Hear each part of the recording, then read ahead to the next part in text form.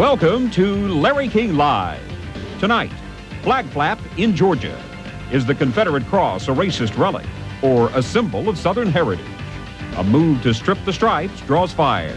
Georgia Governor Zell Miller takes on a flag defender. From Washington, with the '96 Olympics coming to Atlanta, the world's eyes soon will turn to Georgia. But if they see the current state flag, many in Georgia will be mighty embarrassed. The Georgia state flag features the Confederate symbol.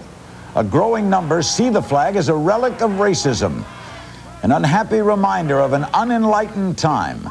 Democratic Governor Zell Miller leads the charge to get the Confederate symbol removed. The flag no longer flies over Atlanta City Council, but flag supporters say that banning rebel emblems means ignoring history. Some in the legislature want to freeze state funds to cities that refuse to fly the flag. How will this flag flap end? Joining us in Washington is Governor Zell Miller. Also here, Charles Lunsford, spokesman for the Sons of Confederate Veterans, who opposes changing the flag. Why do you want to change it, Governor?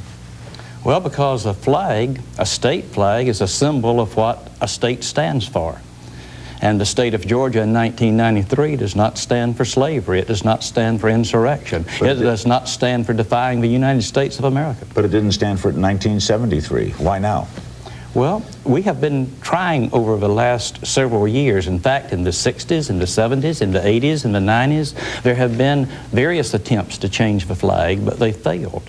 But now, I found out in 1990 as I went around the state that it was becoming more and more an issue. It's really a powder keg that's going to ignite. Ignited more by the coming of the Summer Olympics? Well, certainly we want Georgia to be in the best light possible. But that's not the reason that I'm advocating the change just because the Olympics are coming. You'd be advocating it? I would be advocating it because it's the right thing to do, and now's the right time to do it. Why should it stay, Charles? Well, I agree that it's a powder keg, but I do need to explain a little bit about why it's a powder keg. You see, for 120 years, we were very quiet with our symbols. Nobody marched against them. Dr. Martin Luther King never marched against Confederate symbols during all the civil rights marches. As it happened in 1986, the NAACP began passing resolutions in their national convention to bring about the eradication of everything Confederate. Beginning at that point in time, and not before, we began to see our street names change that had Confederate generals on it. We saw bills in all of the state legislatures in 1987, not just Georgia, to change all of the Confederate emblems that were flying over state houses. Regardless of what year the flags were made that way, these laws were introduced. We saw the clamoring to remove Confederate monuments. Schools were marched against if they would not stop playing the song Dixie. The school mascots had to be changed. Leading to this. What I'm getting at here is this is seen by the vast majority of Southern people as nothing more than widespread oppression against their culture. Black and white? And that's why they're strongly resenting it. Black and white? Yes, that's true. Well, but doesn't the Confederacy represent slavery? Oh, no more so than the United States does. You know, the United States And the United States doesn't have a rebel flag in its flag. That's right, but the Stars and Stripes flew over the slave trade for 88 years. And the colonies, when they seceded from the Union with England, were slave-owning colonies, and England was not. Yeah. One could say, Charles, and I'll have the governor respond, if it offends so many citizens, so what? I mean, even, I got the National Review today. You can't get more conservative than the National Review. And they said that while they find themselves usually on the side of tradition, the Georgia flag was adopted only in 1956 and only to signify resistance to desegregation. So those who see it as demeaning to blacks have a solid point. Georgia should restore its older flag, as Governor Zell Miller urges, in conformity with its state motto: wisdom, justice, moderation. That's Bill Buckley's National Review. That's fine. Mr. Buckley's got his own opinion. The vast majority of Georgians and Southerners do not agree with that. They do not consider it a racist symbol. In fact, 3 national polls done in Georgia recently showed between 38 and 39% of the population of African American descent want the flag to stay the way it is. Governor? From 4 more percentage points elected a president. Now, you can't get much better than that. Leave it. Well, first of all, let's get the difference between the official symbol of the state, which the flag is, and memorials. Georgia has got many, many memorials to the Confederacy. We've got over 1,100 historical markers all along our highways. We've got 400 monuments on our county and city squares.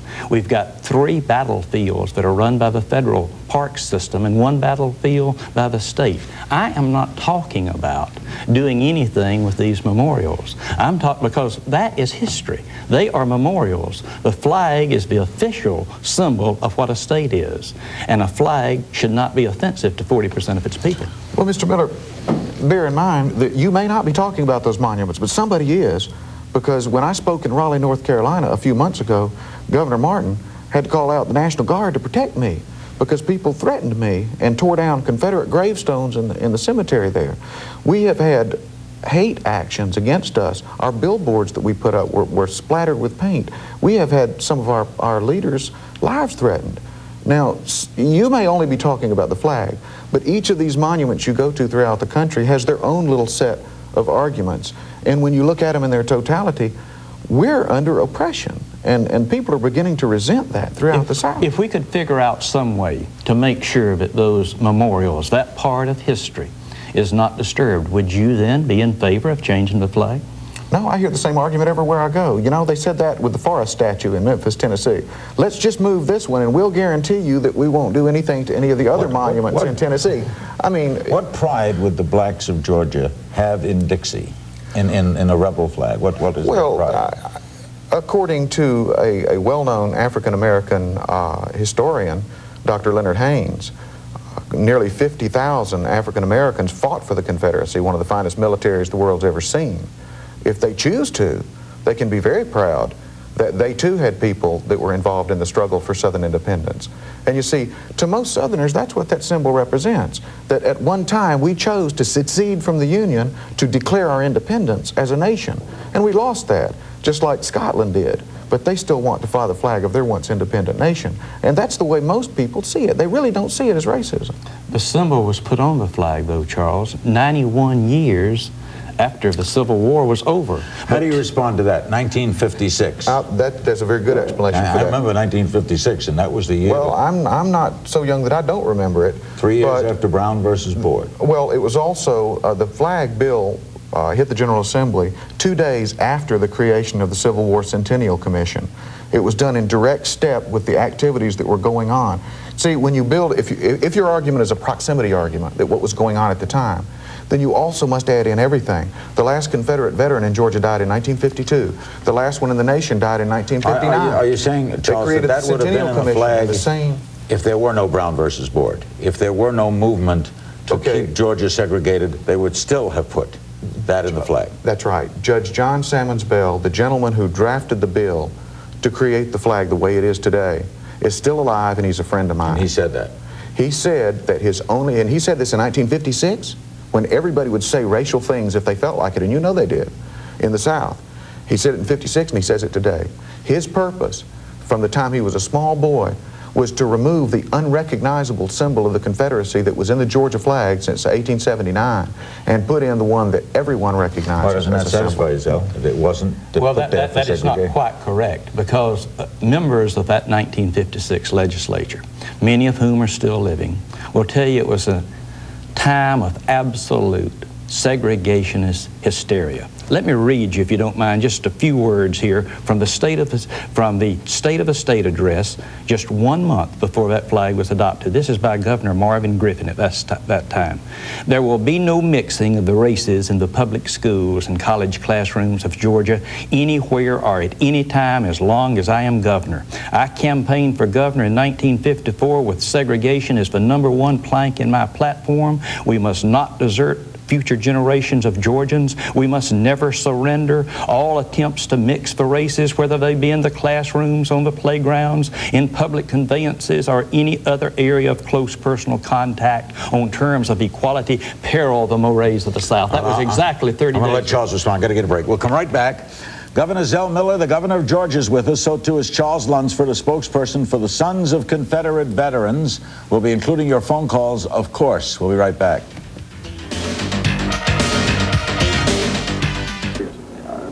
That was the flag that hung over their bodies, and therefore it offends us. That all my life, people have been trying to rewrite our history. have been trying to convince us that the right thing to do is to abandon our heritage. And I say we in the commemorative societies oppose that effort. Legislatures were going crazy, trying to do everything they could to avoid Brown versus Board. I'm sure they were. I'm sure they were. You'll see that in every state in the nation was trying to. Every state in the nation was segregated at that time, and they were trying, some legally and some just by tradition. But I'm sure it was a big issue. But I'm glad Governor Miller read that statement from former Governor Griffin. Besides the fact that Governor Griffin had nothing to do with the flag bill, that was done as a Senate bill. Denmark Groover, a member of the Georgia General Assembly then and today, will tell you that it was not the governor's administration bill. But I'm glad he read that statement, because it shows how bold politicians were and what they would say in front of cameras. Why did no one say, we're going to put this flag on there to show our resistance to school desegregation? Well, you had no blacks in the legislature, you had no blacks voting. Well, that was a gutsy statement to make. He would have been stoned if he didn't make it. Why? You saying that's a gutsy statement by that governor? No, I didn't say. I said that is an example that had the governor or anyone else wanted the flag bill to pass as some kind of act of defiance, they would have said so. Oh, that's right. Why didn't they say so? Why didn't they say segregation forever, put this in the flag? Well, they were. There just wasn't that much coverage of the legislature at that time where all of those things were taken into account. Here's another one just 10 days before the flag was changed. It says, no southern state is willing to go as far as Georgia to maintain segregation in schools. Goes on, Governor Griffin hinted he would go to the extent of using state militia if necessary against federal troops. But that's not the flag.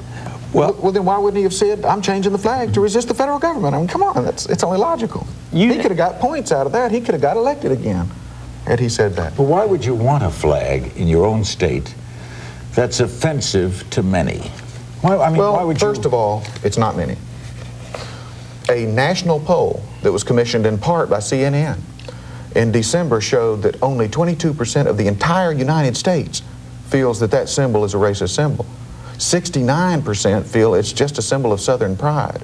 So national polls are showing that, in fact, not many people think that, even with the clamoring, this political effort by this organization that has declared that they're going to do away with all Confederate symbols. The reason that's true is because the North and the South, after the War for Southern Independence, did an amazing coming back together and becoming brothers again. The Northerners, when I go to northern cities and speak, I find great support, because they too accepted our symbols. And it has nothing to do with racism. I never hear that. We'll come right back with Charles Lunsford and Governor Zell Miller. We'll be including your phone calls. This is Larry King Live. Don't go away. We live in Dixie, and Dixie's a part of us, and Dixie's will always be a part of us. There's nothing anybody can do to change that. It's a part of white Southern heritage, and it's part of black Southern heritage. It doesn't stand for racism for us. It is just a symbol of our heritage. Back with Larry King Live. The guests are Charles Lunsford, spokesman for the Sons of Confederate Veterans, and Governor Zell Miller, governor of Georgia. We're going to go to your calls. Eatonton, Georgia. Hello. Hello, Larry. Hi. Fine show. Thank you. I'd like to ask the governor why he don't leave it up to the voters of the state of Georgia to how they want the flag. Governor? Well, it wasn't left up to the voters of Georgia when it was changed. It was changed by the legislature, an all-white, all-male legislature. I think that's who should make the change back. That's who should restore it. You think the people would vote to keep it? I'm not sure what they would. I think it would take some more education. A lot of people in Georgia are not on the extreme on this side or that side. They're in the middle, and they're willing to listen and understand how this flag came into being. If it has nothing to do with race, I mentioned this during the break, and Charles, I'd like your comment. I said, well, wouldn't it help every group if we left that on but added Martin Luther King's picture to the flag, and therefore we appeal to everyone? And Martin Luther King was certainly a great Georgian. Well, and you said you agree he was a great Georgian. He was a great Georgian. He asked that all people learn to live together and accept one another, and not go around telling each other to change. Would you like his face on the flag? No. I don't want any change in the flag. I want it just added to. Just to let we leave the symbol, but we add his picture. I will accept Just about anything but the removal of a Confederate symbol. So you would accept that? No, I would accept anything but the removal of a symbol. What if you left the symbol but added his picture? Well, you know, lots of groups carry the Confederate flag and put things over it. Singing artists do it. We don't like that. It's defacing a symbol. Oh, I wouldn't put it over something else. Okay. I think this is Atlanta. Is it? Hello, I thought they said Atlanta. It's not Atlanta. Our guests are Governor Zell Miller and Charles Lunsford, and we're discussing whether the flag will be changed in Georgia. Where does it stand now? It's in the Rules Committee of the Senate and in the Rules Committee of the House. Meaning? Meaning that there may be a vote on it in the next week or two. To come out of committee? To come out of committee and then go before the full Senate or the full House. Do you expect it to come out of committee? Yes, I do. I think it will come out of one of those committees. How are you going to do in the legislature?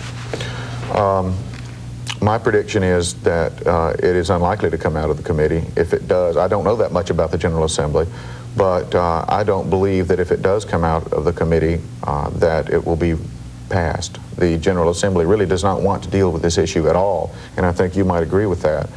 It's something that was put on them that they really don't want to have to deal with. I think this General Assembly is going to pass it. If not this year, then next year. And I think it's a good chance that they'll pass the doing away of it. Pass the change, restoring the old Georgia flag. May I get this in perspective also? Georgia has a proud history of 260 years. For 42 years, we were part of the British Empire. Then for 11 years, Articles of Confederation. Then for more than 200 years, part of the United States. Only 4 years out of that 260 were we a part of the Confederacy. That's 1.5% of our total history. Why are we not looking at what happened in World War II and the Korea War and World War I and all those things that we could be so very proud of? Well, let me answer that. You say it was only 4 years, but that flag was not willingly given up, Governor. We would still be under that flag as our national flag, but for the loss of a few battles because of an invasion. The people of Georgia at a point in time chose that flag as their national flag. Surely you and they didn't give it up willingly. Now we're willingly now a part of the United States, obviously. But we, just like subjugated regions throughout the world, think it's only right to fly the flag of our once independent nation. They do it all over Eastern Europe. They do it in the British Isles. They do it everywhere in the world. Why are we different? Do you really think that we would be better off if the South had won that war? Yes. You do? I can't believe that, Charles. That's a subject for another debate. There would not have been a United States of America. We would not have become the great world power that we are. We would not have been able to defend the world against Nazism and the Japanese in World War II. Slavery might still be here. Governor, your Southland was laid waste purely because it declared its independence, which is the same thing that happened in 1776. Under the Declaration of Independence, people have a right to throw off a government and form another one. So we understand that's what happened. Had the South won the war and nothing changed much, you'd have been living in a state with slavery. Well, you added quite a caveat there, and nothing changed much. Slavery was dying throughout the world. It did die everywhere. You would have fought to change it if it were in. Oh, absolutely. Slavery would have died very soon afterwards. Phoenix City, Alabama. Hello. Hello, Larry King. Yeah. Good evening to you, Mr. Lunsford, and good evening, Governor Miller. Go ahead. Listen, if the Georgia State battle flag if it is truly a battle flag, then why is there so much hatred toward that flag? Is it a battle flag? No, it's not a battle flag, is it? Well, It's a symbol. It's this. I assume he's talking about the Confederate emblem in the state flag. It was in fact the national emblem of the Confederate States of America. So I mean that's what it represents. Of course, it was used in battle. U.S. flag's used in battle too because it was the emblem of the nation. So that's a common question. It was a battle flag, but it was the national flag of the Confederate government. I don't have any problem having this flag displayed on caps or on T-shirts or even in the back of pickups. What I'm objecting to is having it as part of the official flag of the state of Georgia and a symbol of what the state stands for. I think that's the problem with the conception that we really ought to be changing. You mentioned pickup trucks and baseball caps. It's a very derogatory representation of the Confederate flag, and I kind of resent that. No, I have heard you use the same description as far as the X on baseball caps. All I'm doing is just using a Confederate flag instead of where you're using X. You have said, did we find it offensive to see the X displayed from the Malcolm X movie? I don't find that offensive on baseball caps. I don't find the Confederate flag offensive being displayed at proper places. I do find it offensive, and so do many other Georgians, to have it as a part of the official flag of the state of Georgia. Well, I have a different opinion, and so do the vast majority of your citizens. That Burbank, we think it's an California. honorable Hello. symbol. Yes, we're talking about symbols here, one of which happens to be the Confederate flag on the state flag. Should we remove all symbols of President Washington since he was a slave owner? Or Governor? Absolutely not. That's not what I'm talking about at all. And I've talked about the memorials that we have in Georgia to the Confederacy and to our Revolutionary heroes. We're talking about a flag, the official flag of the state of Georgia. There's quite a difference between history, there's quite a difference between memorials and the official flag of a state. What if the Native Americans all of a sudden say that they want the Stars and Stripes taken down because it's a symbol of the genocide of their people? Surely you won't accept that under the same principle that you're using here, because a number of people think that it symbolizes genocide of their people. Would you not say the majority of the Americans want the flag to stay the way it is, and it should? I think logic must apply even. What effect will this have on the Olympics, if any, do you think? I think it will be changed before the Olympics gets here in 1996. And if not changed, what effect? Well, this controversy is not going to go away. The only way that this controversy is going to go away is for the flag to be changed. Was it debated when you ran for office? Oh, yes. Whenever you run for any office in Georgia over the last several years, you were always asked, what did you think about the Georgia flag? That was one of the reasons when I first started thinking about doing what I'm doing now. I understand the dynamics of Georgia politics. I realized that there'd be a lot of hostility towards doing this, and also hostility toward me. But as governor, I saw a dangerous dividing wedge. And a governor that doesn't try to remove a dangerous dividing wedge among his people is not much of a governor. Let me get a break and come back. We'll hold our guests some more moments and take some more calls, and then we're living in the past of I guess, a quote-unquote nation that was defeated.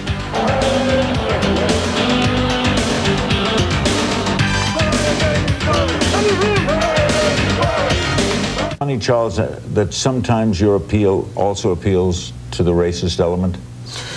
Well, the racists have always carried both Confederate flags and U.S. flags.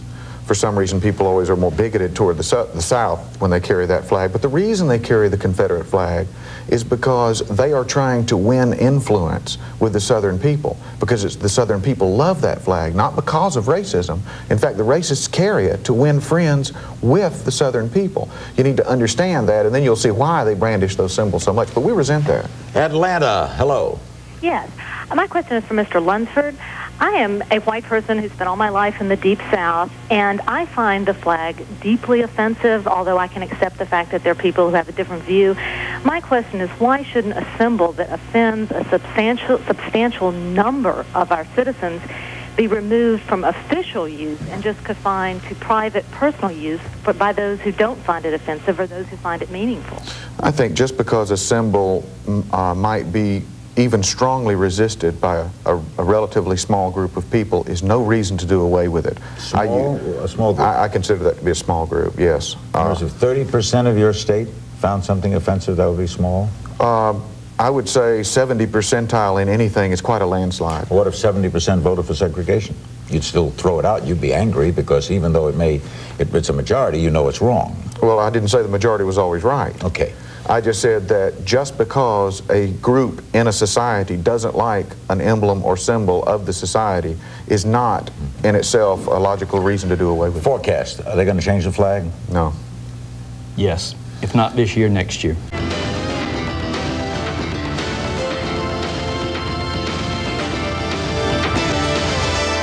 Tonight on Hard Copy. Also, The South Speaks, Civil War Live. If the Civil War was fought again today, 25 million Americans would take up arms, and 5 million would die. But the war is not quite over. After all the books, all the movies, and the latest miniseries, the South speaks out. The Great Civil War Lie. It's as if there were never any Rhett Butlers or Ashley Wilkes. We know there are. We now have a breed of Southerners who are ashamed of their past because they don't know it. The echoes of musket fire still reach the ears of many Americans, echoes of what some call the War of Misunderstanding, the Civil War. But according to many in the South, some Americans still don't understand.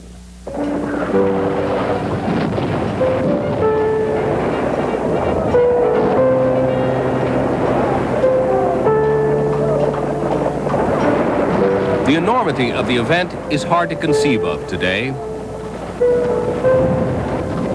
10% of the entire population of the United States took up arms in the Civil War. A war fought on an equal scale with today's population would have 25 million men in arms, 5 million dead. The Civil War as a TV event was huge for public television, its highest ratings ever. Series producer Ken Burns was praised by many for making history exciting, but not praised by John A. Black or Charles Lunsford. We believe that it was primarily a New England view. Had he called it a New England view of the war between the states, I would have said it was very accurate. Or had he called it something like the evils of slavery, I would agree strongly that it was appropriate. But to call it something as generic as the Civil War, when it was almost entirely a Unionist view, we find that unacceptable. He brought it down to the simplicity of slavery. Many black historians, whom he did not interview, will tell you that it was not about slavery. It was a war. It was a war of economics. Who would rule this country? The first shot of the Civil War was fired here at Fort Sumter. In 1861, the people of Charleston gathered on their shore to watch the shelling of Sumter and the beginning of hostilities. It still draws daily boatloads of tourists, fascinated by their own history. Ask around and you get the impression that an amazing number of people will tell you they have studied the period. According to Lunsford and Black, one of the things that PBS should have done is to ask around a little more. In a divorce trial, would you accept the story from the husband about the wife's case? Or would that be fair? Even if he purported to be fair and tried hard to be fair, why don't you ask her? Why would anybody be afraid to allow the Confederates to do their story? Why doesn't someone come to us and say, let's do a series called The Struggle for Southern Independence, and let us put the story together in such a way that will be very troubling to those who are familiar with American history books. Charles Lunsford asked PBS for the chance to fire a few shots of his own at the Civil War series, asked for some airtime, but he was turned down. You would have thought that it was the 50s and we were communists. It was, when we went in there, I think they thought we must have taken off our hoods and put suits on and practiced voice enunciation so we could sound like announcers, you know, generically, and come in there and to trick them, because it was very much, they were polite, but they had that look about them that they were scared to death of us, that they didn't think we were for real. The truth is that almost all the television programs seen on a national basis, including this one, are produced entirely by people who live in New York and Los Angeles, and their sensibilities, their values are informed by the life that they see going on around them. There's no question that at times we are insensitive to things that people in other parts of the country feel are important. We have long felt that the South, proud Southerners, are, I guess, the last discriminated against minority.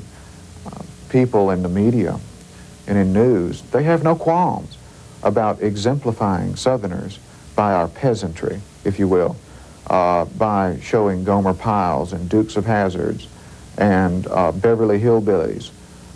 We have to endure this year after year after year. It's as if there were never any Rhett Butlers or Ashley Wilkes.